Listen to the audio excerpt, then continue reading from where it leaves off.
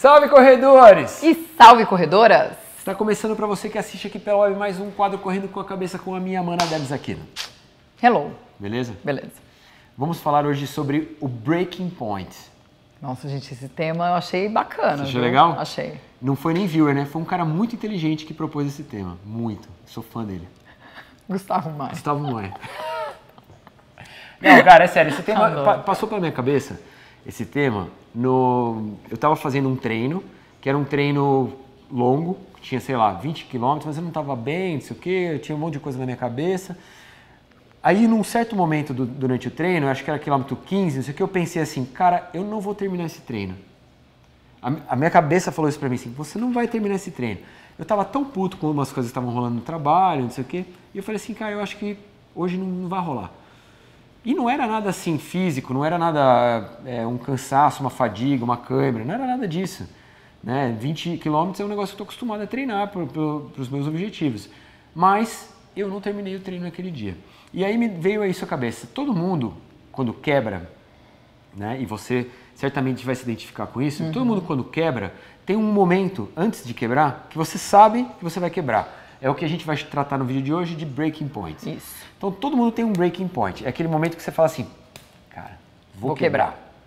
E isso, na maioria das vezes, ele é fatal. Quando você chega no breaking point, você quebra realmente.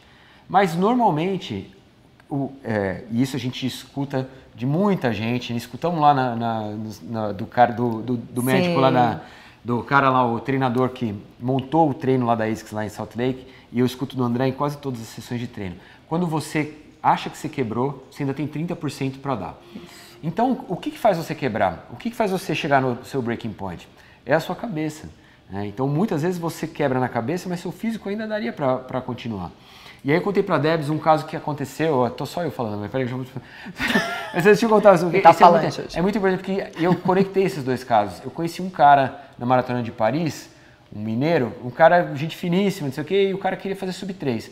E aí, quando eu passei na linha de chegada, ele tava lá, encontrei ele na chegada, falei, e aí, deu? Ele falou, deu, cara, passei com 10 segundos de sobra. Falei, cara, que legal, parabéns, não sei o quê. E aí ele virou pra mim e falou assim, pior que você não sabe, eu quebrei no 35, comecei a rodar a 4,40, rodei 3 km a 4,40 e voltou e buscou, cara. Então, assim, você vê, 3 km a 4,40, ele perdeu 1 minuto e meio de pace e conseguiu buscar. Então, assim, o cara que renasce das cinzas, que busca, que quebra e volta, isso é um cara que soube dominar o breaking point. Sim. Né? E eu acho que isso é um puta tema legal. Isso tudo foi a introdução, tá, gente? Isso é um puta tema legal, cara. Isso tudo foi a introdução. É um puta tema legal porque, assim, eu nunca consegui dominar um breaking point. Todas as vezes que minha cabeça falou pra mim assim, você vai quebrar, eu quebrei. Em nenhum momento eu falei assim, voltei eu acho que eu só renasci fiz do isso. inferno. Então, eu não voltei no mesmo pace, mas eu acho que eu só fiz isso uma vez na vida, que foi em Porto Alegre. Agora. Então, mas você voltou pro pace? Não, eu tava rodando a 12 por hora. Eu não voltei pro pace. Exato. Quando eu parei lá na MTR... Eu vi você tava em Nárnia. Não, tava em Nárnia. Aí eu tava rodando... Aí eu fiz a conta. Quando eu parei lá pra dar aquela mijadinha no posto da MPR, eu fiz a conta. Eu falei, cara, eu terminaria pra 3,29 no que eu tava rodando. A previsão era 3,29. Aí eu falei, tá. Falei, se eu rodar uns 5,15, 5,16, vai rolar 3,37, que é o que eu preciso. E aí foi aquela hora que a gente se encontrou. Sim. E foi exatamente isso, 5,15, 5,16, 5,15, 5,16 até o fim. Então, eu não voltei pro 12, mas foi a única vez que eu consegui ainda buscar alguma coisa que eu queria. Por que eu tô te falando isso? Porque, por exemplo, todas as outras vezes que eu quebrei, eu quebrei. E já foi. Já foi. Chicago eu quebrei, Buenos Aires eu quebrei, Boston quebrei. Então, quebrei. Então, quebrei, Chicago andei. Então, o que você acha que rolou em Porto Alegre que... Eu tinha um objetivo muito... Então, muito sim, claro. Mas acho que a maioria das pessoas que está num objetivo tem um objetivo claro. Então, mas eu posso te falar uma coisa? E você quebrou e voltou. Mas eu posso te falar uma coisa? Eu acho que o que me fez voltar foi assim, ó. Eu parei, aí eu pensei, eu só tinha aquela chance. Eu não tinha mais nenhuma. Porque eu não ia fazer outra maratona, meu corpo não ia aguentar outra maratona. Eu falei, cara, eu só tenho uma chance de fazer 3,37, que é aqui. Eu falei, se eu não for, não vai rolar. Não vai rolar. E aí eu busquei aquilo, eu lembrei disso, porque isso tem uma amiga minha que é psicóloga também, que ela me fala. Ela fala, cara, quando você quebra, você ainda tem mais 30% de gordura. Ela falou, pode ir que você tem mais 30% de gordura. Então, eu comecei a trabalhar minha cabeça nesse sentido e eu sabia que ia ter gente me esperando lá na frente. Então, assim, cara, eu vou ter alguém para me empurrar ali. E foi a única vez que isso fez sentido e que isso me impulsionou. O que aconteceu, por exemplo, o contrário, lá em Salt Lake, a gente estava rodando sozinho, o que a gente tinha combinado? Nós vamos fazer uma maratona no sal. E a gente falou, nós vamos ganhar esse negócio, tá bom. Aí eu falei, eu não sei se eu vou dar conta, mas o pace era tranquilo, né? Era 5,50. Era 5,50. Ele estava sempre ali na minha frente, eu estava ali atrás, umas horas ele vinha do meu lado, beleza? Eu falei, cara, nós vamos ganhar, nós vamos arregaçar aqui. Quando a gente parou no segundo posto, que eu fui no banheiro, quando eu saí, ele já estava puto. Falei, porque me tiraram da prova. Eu falei, como assim tirar da prova? Ele falou, você continua e eu fico. Naquele momento eu falei, eu vou rodar mais uns 5. Falei, eu vou até a próxima aid station e vou parar lá. E vou pedir pro carro me buscar, que foi exatamente o que aconteceu. Eu cheguei lá, tipo, faltava, sei lá, uns 200 metros, eu já comecei a andar. Aí a menina falou, não anda. Eu falei, não. Falei, pra mim já foi. Falei, pode chamar o carro, eu vou chamar o carro. Ela falou, não, você não vai chamar o carro. Ela falou, tem 2 pessoas só. Tem uma mulher e um cara. E você? Ela falou, meu, você tá inteira. Ela falou, senta aí, você tem 10 minutos, descansa e você vai. E eu comecei a pensar, eu falei, cara, eu sei que a minha perna ainda vai, eu sei que eu podia correr, mas eu tinha setado a minha cabeça para correr com você, entendeu? Então eu acho que isso, quando acontece, às vezes a gente seta a nossa cabeça para algumas coisas. Então, eu setei a minha cabeça para fazer com o Gustavo, a gente combinou, nós vamos fazer junto, nós vamos gravar junto, nós vamos ganhar. A gente já tinha setado isso também, nós vamos ganhar. Tinha mesmo. Nós vamos ganhar essa porra. A gente tinha certeza que a gente ia ganhar. Quando a gente parou no segundo ponto, eu falei para ele, cara, tipo, só tem nós aqui. Eu falei, nós vamos ganhar esse negócio. E aquilo me quebrou, tirarem ele da prova quebrou minha cabeça. Quando eu saí da segunda aid station, que a menina me falou, não, você vai correr. Aí eu falei, não, tá bom. Eu falei, só tem eu e mais 2, cara. Eu falei, qual a chance? Aí eu comecei a pensar, eu falei, puta, e se eu ganhar esse negócio, né? Só que aí eu comecei a correr e aquilo, sabe, tipo, eu falei, não tô aqui sozinha, não era pra fazer isso. Aí minha cabeça começou a dar uma viajada, eu parei e quando eu cheguei eu falei pra ele, eu poderia ter corrido mais. Então, assim, eu poderia, mas aí a minha cabeça começou a me sabotar. Eu comecei a pensar assim, mas meu treino hoje não eram 3 horas, né? Meu treino era 1h40, não era pra eu correr tanto. Isso é uma sabotagem clássica. Aí eu falei, porque eu tenho maratona, porque esse Espadoto vai brigar comigo, porque não sei o quê, porque não sei o que lá. Aí eu simplesmente parei, desliguei, finalizei. E quando eu entrei no carro, o cara ainda perguntou, você tá muito cansado? Eu falei, não, ainda daria pra correr até lá. Mas eu falei, não vou. Então, esse é um exemplo típico de quando a cabeça te sabota, né? E eu tinha E você energia. foi meio Fênix, né, cara? Porque você teve o down ali na tenda, a mulher também te deu uma puxada, né? Ela me ajudou pra caramba ali. Ela me ajudou pra caramba. Mas eu acho que isso é um controle mental que talvez a maioria das pessoas não consiga atingir. Porque junta tudo. Não é só a sua cabeça te sabotando. A sua cabeça está te sabotando e ela está dizendo para um corpo que já está cansado, que já tem dores musculares, que tem uma série de bagagens do esforço, falando assim, você não vai aguentar. E o corpo, ele fala, beleza, você tem razão. E uma coisa, gente, que é importante dizer é o seguinte, você não vai treinar isso na prova. Você tem que treinar isso no treino. No treino. Então, assim, tem um cara que ele fala uma frase que eu acho muito incrível, que ele fala assim, o sucesso é treinável. Né? Então, assim, para você fazer isso na prova, você tem que fazer no treino. Então, quantas vezes, às vezes, no treino, você tá, sei lá, você tem 10 tiros de 1000, aí você faz. O treino de 10 tiros de 1000, ele começa no 7, pra mim, pelo menos. Então, você vai indo, né?